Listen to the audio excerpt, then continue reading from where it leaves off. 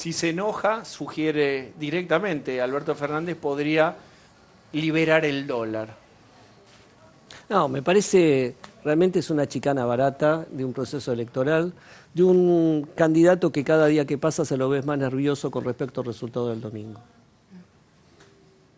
Insiste en la idea de que Macri dio la orden después de las PASO y por eso hubo una suba fuerte y una posterior devaluación que hasta ahora la estamos pagando, ¿no? Yo te diría, es de una irresponsabilidad y de una gravedad institucional esos comentarios que uno, la verdad, le da mucha bronca escucharlo. ¿Por qué? Si uno miraba lo que pasaba en la economía hasta el 9 de agosto, en la economía veníamos con una actividad que de a poco empezaba a recuperarse, un riesgo país que empezaba a caer. Los mercados en ese momento, antes de las PASO, nos daban, te diría, la reelección que hace un hecho. O sea, es que los mercados actúan en forma binaria también, ¿no? Es 0-1 y también miran hacia el futuro y no miran tanto al pasado. Y en ese futuro, en ese marco, teníamos un riesgo país bajando, la tasa de interés cayendo, inflación que ya veníamos para el mes de agosto a menos del 2%. Digamos, de alguna manera veíamos indicadores robustos de a poco, muy tenues, salario real creciendo. Pasó la elección, el 12 de agosto pasamos de tener un riesgo país de menos de 800 a 2000. Lo que estaban viendo los mercados no era nuestra economía, lo que estaban viendo los mercados era que si Fernández tenía más chances de ganar, estaban anticipando lo que iba a venir. Nosotros hoy estamos administrando una economía kirchnerista, porque el riesgo país de 2000 es el riesgo país de ellos. Eso no lo había. ¿Cómo es esa frase? Estamos administrando una economía kirchnerista, porque como también cuando Cristina estaba terminando el mandato y la posibilidad de que nosotros fuéramos gobierno, como se dio a partir de diciembre del 2016, le mejoró las condiciones económicas a Cristina en su último momento, la posibilidad que las PASO de alguna manera marcaron para cierto tema del mercado, que Fernández podía ser candidato, empeoró las condiciones de vida que nosotros estábamos trayendo. ¿Por qué? Porque pasamos de un riesgo país de menos de 800 a 2000, los mercados de alguna manera descontaron rápidamente cuánto valían los activos en época de Cristina y lo ajustaron. El tipo de cambio no es que nosotros lo dejamos subir, el tipo de cambio con un riesgo país de 2000 pasó de 45 a 60 sin ninguna posibilidad de que pudiera controlarlo el Banco Central. Y a partir de ahí todas las medidas que tomamos fueron para poder morigerar el impacto de la crisis, de este riesgo país y de este aumento que estábamos viendo en el tipo de cambio que se trasladó a precios, y después por la falta de cooperación para poder tener un proceso electoral de alguna manera tranquilo y garantizar un proceso electoral, tuvimos que recurrir a medidas que no estaban dentro de lo que era nuestro cronograma. Ahora, si gana Alberto, tuvimos que ir a control de cambios, tuvimos que ir a reperfilamiento de la deuda, porque teníamos que garantizar estabilidad del tipo de cambio para poder tener un proceso electoral como lo hemos conseguido, que se va a dar este domingo, dentro de la mayor estabilidad posible. Y esto fue lo que de alguna manera nos abocamos desde el otro día propio de la elección para poder llegar a la economía lo mejor posible y garantizar la gobernabilidad, que es nuestra competencia y nuestra responsabilidad. Ministro, la pregunta es si triunfa Fernández este domingo, ¿ustedes esperan otro cimbronazo similar al que se vivió en las PASO, después de las PASO? ¿O creen que ya los mercados de alguna manera... Nosotros estamos esperando el día domingo que el resultado electoral nos lleve al balotaje para fin de noviembre. ¿Pero no está esperando un eventual cimbronazo cambiario otra vez? Eso tenemos todos los instrumentos como para poder resguardar y garantizar la estabilidad cambiaria. Ahora, hay que ver el comportamiento que van a tener. Vos fijate lo que nos está pasando con esto que te decía. Desde hace más de 20 días se vienen reuniendo, hablando de un pacto social, que vamos a hablar de un pacto social, que vamos a hacer un acuerdo de precios de salario. Nosotros venimos luchando, y en especial de nuestro ministerio, contra aumentos de precios injustificados por las dudas, porque si llega a ganar Fernández y vino en control de precios, van a congelar, hagamos colchón ahora. Todos los estudios de abogados están recomendando a las grandes empresas y a muchas empresas despedir personal ahora, porque si llega a haber un acuerdo van a tener que poner doble indemnización. Todos los días estamos frenando con conciliaciones obligatorias despidos de 200, 400 personas. Hoy hubo una, ¿no? Hoy el tema de Mazalín que estamos teniendo en Goya. Ahí hay un trasfondo mucho más fuerte, que es una decisión judicial inédita desde hace 2 años, que le permitió a una empresa no pagar impuestos y con eso le está comiendo el mercado a las empresas que pagan impuestos. Entonces, una decisión judicial de un juez con una cautelar que es totalmente irracional, está haciendo un problema de mercado y afectando a una provincia y a una ciudad como es Goya con una pérdida de trabajo de casi 220 empleados. Pero lo que quiero decir es, tenemos demandas salariales muy por encima del promedio de la inflación porque todos quieren hacer colchón. Entonces, cuando yo te decía la posibilidad de que Fernández sea gobierno, que para nosotros no va a ser posible, pero que sea, nos está empeorando las condiciones económicas y nos hacen tomar medidas que más que estar dentro de lo que es nuestro ADN, nuestro programa económico, es el modelo kirchnerista. O sea, lo que estamos viviendo ahora es lo que va a venir. Usted lo que dice es que los están obligando a hacer kirchnerismo. Exactamente. Bien, entonces vamos a redoblar la idea. ¿No? Sí, y redoblemos esta idea, digamos. Ahora vamos a trabajar con el escenario si se da vuelta el domingo. Podría ocurrir y vamos a ver qué haría el gobierno. ¿Cómo podría ocurrir? Pero también, digamos, los números son los números. Y el otro escenario para continuar en este sendero de estamos haciendo cosas que son más kirchneristas y que no son ajenas. Si ganara, como dice Laura, insisto, ahora volvemos al escenario de triunfo de Cambiemos, pero si no ocurriera eso, y Alberto en esta idea cooperativa y de gobernabilidad les dice, ok, pusieron un cepo, ajústenlo un poco más, ciérrenlo un poco más. Digo, nosotros tenemos la responsabilidad de gobernar hasta el 10 de diciembre, por lo menos nuestro primer mandato, y después continuar el segundo. Nosotros no vamos a cogobernar a partir del 28 de diciembre en caso de que perdamos la elección. Nosotros tenemos la responsabilidad y somos nosotros la competencia, la responsabilidad de seguir gobernando para garantizar que la actividad económica y garantizar que la economía llegue a buen puerto al 10 de diciembre. Pero si él dice, Alberto dice, garanticen los dólares del central. A ver, no pueden dejar el tanque vacío. Digo, por un lado, cuando vos escuchás todas las propuestas que hace el kirchnerismo, que hace Fernández, son todas contradictorias. Entonces, por un día te dicen, cuiden los dólares, pero por otro lado, no dejen que el tipo de cambio suba, pero cuiden las reservas. Que no se vayan los depósitos y traten de cuidar.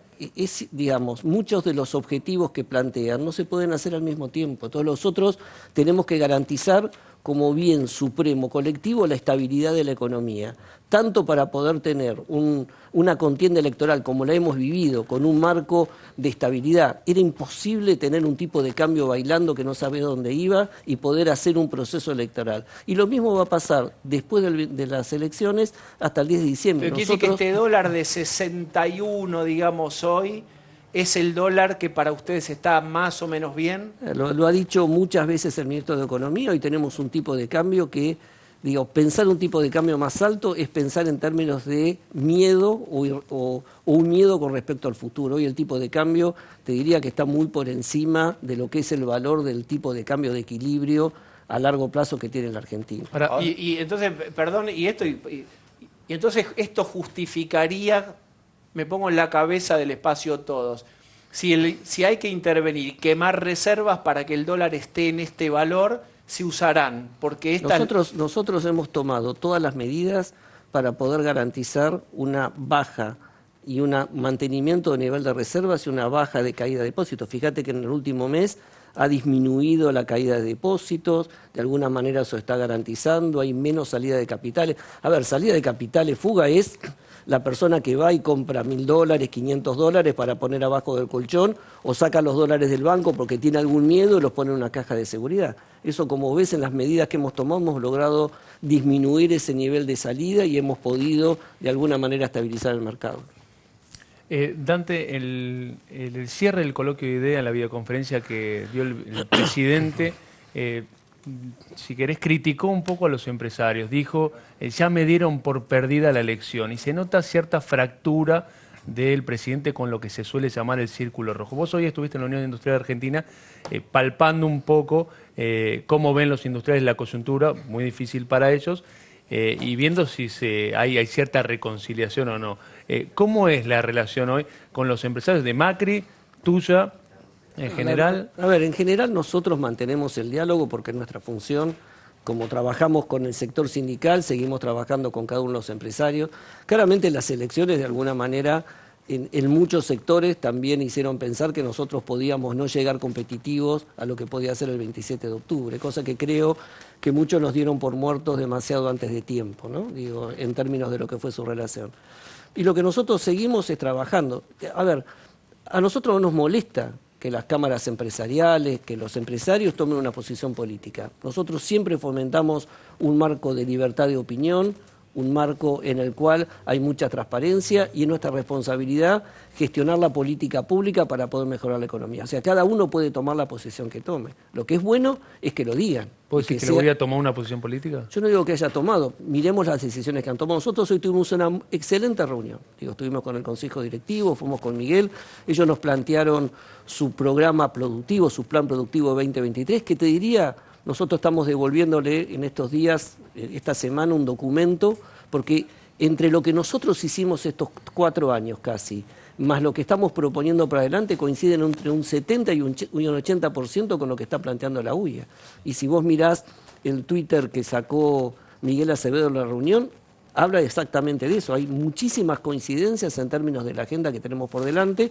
Sabemos también que tenemos muchos temas que resolver todavía. La macro, hoy con este riesgo país, hoy la tasa de interés es un tema que nos preocupa y un tema que quizás con el tipo de cambio que tenemos impide que tengamos una recuperación mucho más rápida. Así que te diría, estamos después pero cada entonces, uno... ¿qué pasaría con el tipo de cambio?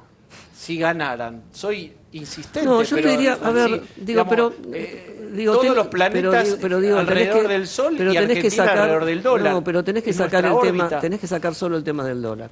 Claramente, si nosotros pasamos el 27 para ir al balotaje, las condiciones económicas entran a cambiar, porque esto es un problema de confianza y la confianza se transmite en crédito. Para nosotros, para el mercado, es mucho más fácil recuperar la confianza y el crédito, volver a las condiciones pre-11 de agosto, porque ya saben lo que hacemos. Nosotros somos muy claros con nuestro programa económico, lo que hemos dicho, lo que queremos hacer, estamos planteando la agenda productiva es consistente con nuestra mirada de la macro, cosa que no pasa del otro lado. Del otro lado, todo lo que están diciendo cuando sumas es totalmente inconsistente. Entonces, en ese sentido, una vez que nosotros pasemos la elección del domingo y vayamos al balotaje, la recuperación del marco de confianza, traducirlo, la recuperación del crédito, va a ser mucho más fácil y mucho más rápida, porque ya nos conocen nuestro programa económico, saben lo que hacemos, hemos demostrado en estos 3 años y medio dónde vamos y el objetivo que tenemos. Pero eso es si recuperan el crédito. Ya voy con vos, Dani. Pero les van a pedir como contraprestación una serie, como el mismo fondo pedía, una serie de reformas que les garanticen que le van a devolver la plata. Nosotros, pero nuestro programa económico es consistente con nuestro programa financiero. O sea, cuando vos mirás las reformas que hemos hecho y por dónde estamos avanzando, nuestro programa es totalmente consistente. Pero, lo puedo sintetizar en una pregunta, digamos, prosaica, no poética. ¿El ajuste sigue o terminó?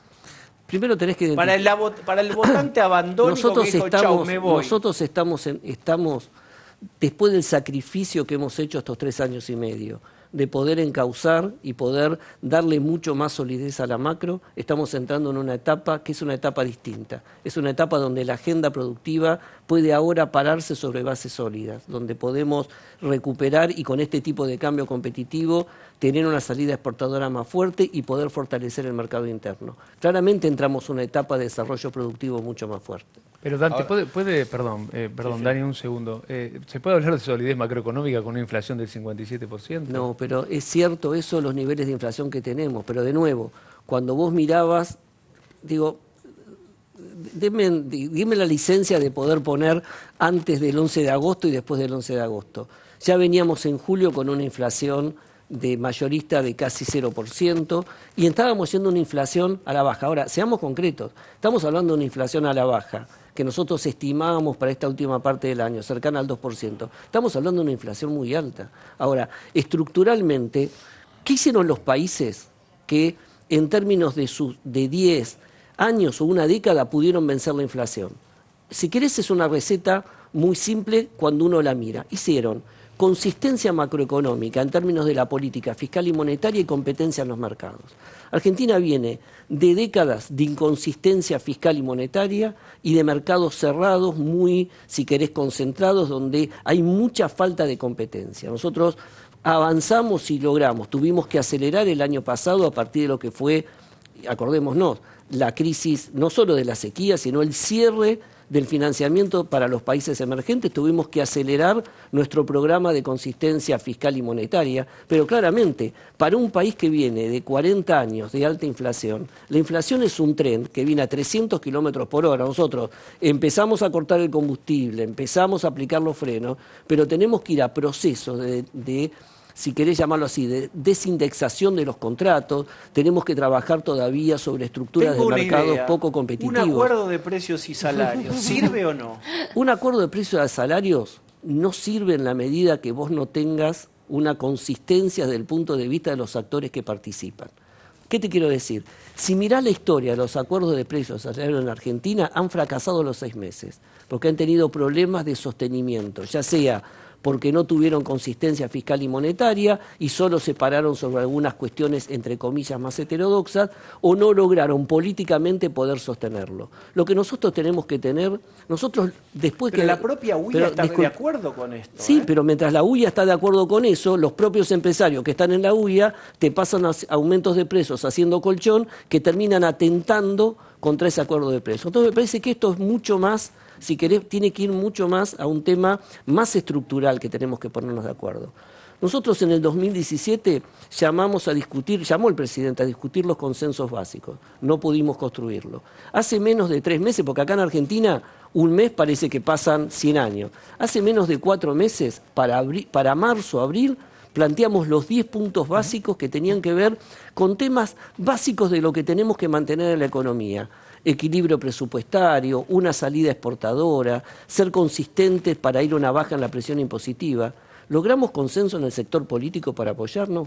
Muy pocas cámaras empresariales estuvieron a favor, la CGT dijo tenemos que mirarlo, algunos dirigentes políticos dijeron nosotros tenemos otros 10 puntos, bueno, mostrámelos para ver cuáles son para poder hacerlo. Entonces, el problema no es un acuerdo de precios de salarios, nosotros tenemos que buscar los consensos, si querés legislativos, porque tenemos que avanzar en reformas estructurales que nos permitan de una vez por todas consolidar esto que estamos haciendo, que es nuestra consistencia macro. La macro tiende a estar mejor, pero que nos permitan también darle una garantía. Pero Dante, cuando vos decís reforma estructural, ahí está, ven al día, digamos... Esa es mi pregunta, genera Dante. pavor, Dante, yo le quiero preguntar por la reforma laboral, por ejemplo, que está dentro del paquete de reformas estructurales. De nuevo, en una situación conflictiva como está viviendo la región, en un poco margen que ustedes tienen para ajustar en un hipotético segundo mandato de Cambiemos, ¿abandonaron la idea de reforma laboral? No, lo que pasa es que lo que tenemos que abandonar es la idea de los títulos sin contenido. Reforma laboral es un cliché,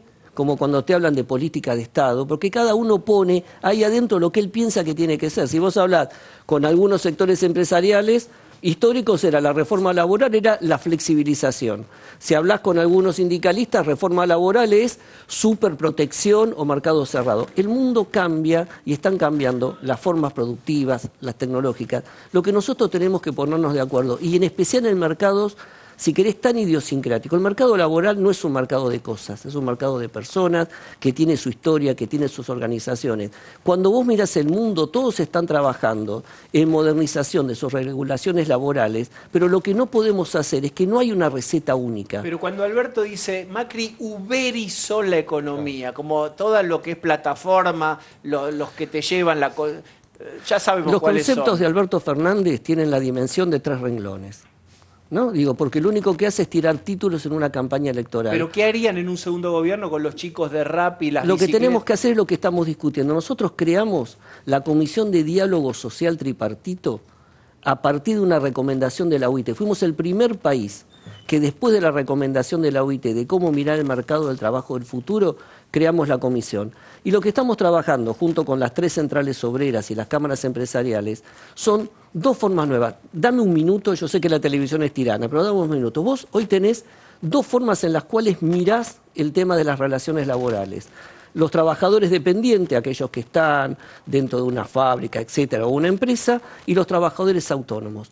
Ninguna de las 2 categorías te llega a cubrir lo que son los nuevos, lo que llaman las economías de plataforma y muchas actividades, como es el trabajador, el electricista, el plomero, que nosotros recurren y trabajan con nosotros en la vida cotidiana, pero que no tiene formas de alguna manera poder tener una categorización laboral. Porque ¿cuál es el problema? Estas formas laborales que tenemos generaron 6 millones de trabajadores privados formales y 4 millones de trabajadores sin derechos. Entonces lo que nosotros tenemos que crear son dos categorías. Una es el trabajador de plataformas y otra es el trabajador económicamente vinculado, que les permitan garantizarle derechos básicos para tener un trabajo decente y permitir el crecimiento del trabajo. Entonces el problema no es que nosotros uberizamos, porque uberizar es la falsa idea de la precarización. Argentina ya precariza trabajo. Tenemos 4,5 millones de trabajadores que no tienen ningún derecho, que el día que llueve no trabajan y el día que no trabajan no cobran. Igual entonces, se precarizó más trabajo, ¿no? La economía está precarizada hace... No, Francisco, los no. monotributistas. Hace 30 años. En vez del trabajo registrado de calidad. Lo reconoció ayer Macri en el debate. Pero eso. yo sé lo que te estoy diciendo. Desde la década del 90 tenemos la misma cantidad de trabajadores informales. ¿Qué es lo que dijo el presidente? Y es claro. Nosotros creamos en 4 años casi 1 millón de trabajos. Lo que pasa es que cambió la composición, porque tenemos más monotributistas. Este año, por ejemplo, las empresas crearon trabajo, pero crearon trabajo informal. Ahora, ¿eso es producto de la uberización? No, eso es producto que tenemos un marco laboral obsoleto y tenemos sistemas regulatorios, la industria del juicio, etcétera, que no permiten que podamos generar trabajo formal. Entonces, lo que nosotros decimos es: olvídate de la reforma laboral. No es la idea de la ley Mucci, de que vamos a sacar una ley y con eso solucionamos el problema del mercado laboral. Lo que tenemos que hacer es ir modernizando, tenemos que desarmar la industria del juicio, tenemos que crear nuevas categorías para que contemplen a los nuevos trabajadores, tenemos que tratar de darle más agilidad a los convenios colectivos para que incorporen los cambios. Hay convenios colectivos hoy que hablan de dactilógrafas.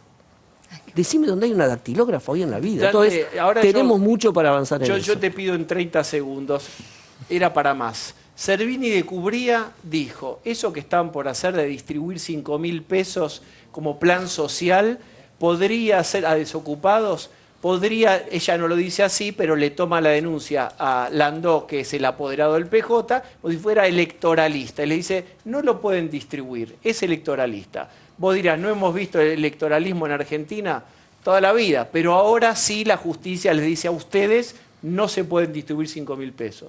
Sí, nosotros primero acatamos todas las decisiones, así que la doctora Servini de Cubría mandó una cautelar rara, porque solo con una denuncia de Landó, sin pedir ningún informe, sin pedir ninguna información, ordenó la suspensión. Este es un programa que viene en el ministerio, que lo venimos llevando, así que lo que nosotros hicimos es cancelamos el pago, es hasta el día 28, y después seguirá a partir de los primeros días de noviembre, seguiremos pagando los seguros de desempleo como los veníamos pagando. ¿Pero qué quiere decir que es irregular o rara la medida de Servini? No, lo que nosotros estamos presentando hoy un escrito. ¿Pero tiene alguna intencionalidad? A ver, porque si no llegamos al área y no pateamos. ¿Tiene la justicia un sesgo diferente o regula diferente con ustedes si son Cambiemos yo lo que digo es peronistas? que fue, digamos, había 2 causas. Una que la inició a través de un artículo periodístico el fiscal Dilelo. El fiscal nos pidió información, nosotros brindamos información y si querés ahí todo normal.